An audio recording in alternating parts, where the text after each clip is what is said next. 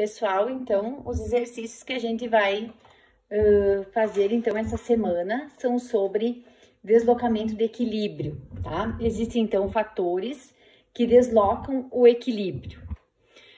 Que são eles, quais eles? São eles: concentração, temperatura, tá?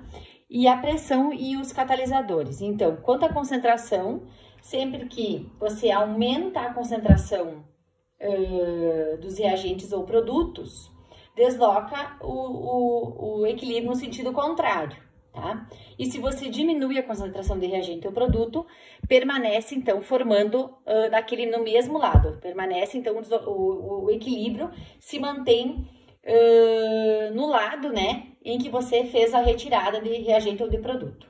Quanto à temperatura, então, aumenta a temperatura, favorece a reação endotérmica. Lembrando que a reação endotérmica, ela tem sempre ΔH positivo, tá? E a diminuição da temperatura favorece a reação exotérmica, que tem ΔH negativo. Quanto à pressão, então, a gente tem, quando você aumenta a pressão lembrando que a pressão, ela é válida somente para sistemas gasosos, tá? Somente para sistemas que estão no estado gasoso. Então, o aumento da pressão favorece o menor volume, tá? Menor número de mols. E a diminuição da pressão favorece o maior volume, onde tem maior volume, que seria o maior número de mols, tá?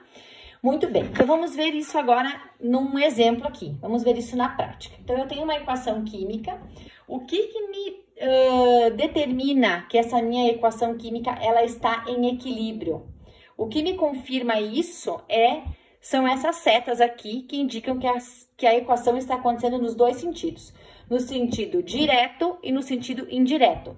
Formação, então eu tenho aqui reagentes, produtos.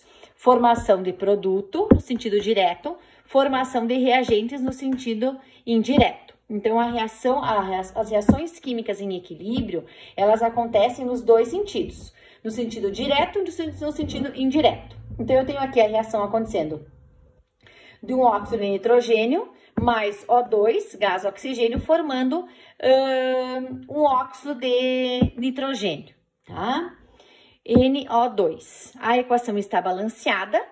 Eu tenho, então, aqui um 2 aqui do balanceamento, onde não aparece nada, eu tenho como se fosse um 1, né? Vocês já sabem. E aqui eu tenho 2 mols, então. Lembrando que sempre esse número que vem na frente do coeficiente indica o número de mol. Então, eu quero saber o que acontece com a minha equação química. Ela vai formar mais reagente ou mais produto? Ela vai deslocar para a direita ou para a esquerda? Dependendo de algumas coisas que eu posso fazer. Então, eu estou dizendo ali na letra A que eu vou aumentar a concentração do N2. Bom, o N2 está aqui. O N2 é um produto, tá? Se eu aumento um produto, sempre que eu aumento a concentração de uma substância, desloca o equilíbrio para o lado contrário. Então, eu saturo aqui, eu aumento a concentração desse, aumento o produto, vai formar mais quem? Reagente. Então, eu aumento a formação de reagente. Vou colocar só um Rzinho ali, tá? Eu aumento a formação de reagente. Aumento produto, forma mais reagente. Depois, diminuirmos a concentração de O2. Bom, o O2 está aqui nos reagentes. Sempre que eu diminuo a concentração, permanece formando no lado onde eu diminuí. Então, se eu diminuir um reagente, vai continuar formando o quê? Vai favorecer a formação de quê? De reagente, tá? Então, eu diminuí O2, continua formando reagente, porque ele é um reagente. Se eu aumento a pressão, bom, a pressão tem a ver com o quê, gente? Com número de mols, falamos a recém, ó, tá? Então, eu aumento a pressão, favorece o lado onde eu tenho menor volume.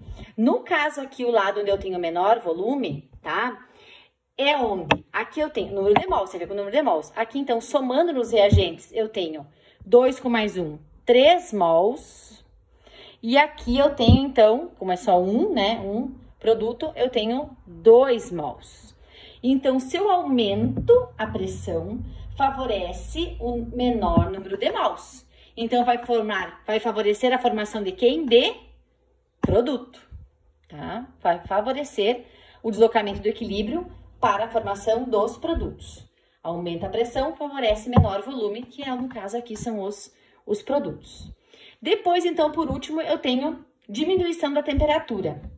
A temperatura a gente tem a ver com o ΔH, que tá aqui sendo mostrado, tá? O ΔH é negativo, então quer dizer que essa reação direta, ela é exo, tá? Se o ΔH é negativo, a direta é exo e obviamente que a inversa vai ser endo. Então a gente acabou de ver aqui, ó, mostrei para vocês antes aqui, ó. Se eu diminuo a temperatura, favorece a reação exotérmica. Então, a minha reação exotérmica aqui é a reação que forma produtos, porque o ΔH é negativo, a reação direta, ela tem ΔH negativo, ela é exotérmica. Então, aqui no caso, eu favoreço a formação de produto também, ó. Tá aqui, gente, ó.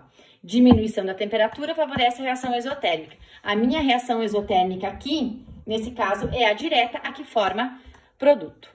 Certo, gente? Então, um exemplo aqui para mostrar para vocês, parecido de como vão ser os exercícios que vocês vão fazer essa semana, tá?